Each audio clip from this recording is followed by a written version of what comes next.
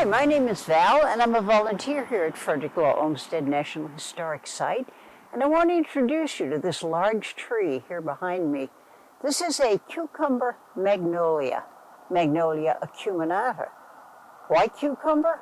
Well, because the fruits are supposed to look like a cucumber, but I think the people who named them are the same people who named the constellations. It doesn't really look anything like a cucumber to me.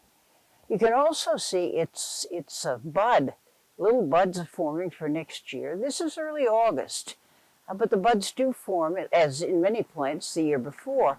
And you notice it's fuzzy. They have their little fur coats that protect them from the winter, the snow, and the storms and everything else. Now, this particular tree was given to Frederick Law Olmsted Sr. by his friend and fellow designer of the Arnold Arboretum, Charles Sprague Sargent, who lived right down the street. It was very convenient for Olmsted. Now, his other friend that he worked with a lot, H.H. Richardson, the architect, also lived down the street. So that was part of the reason that Frederick Sr. decided to locate at this particular area.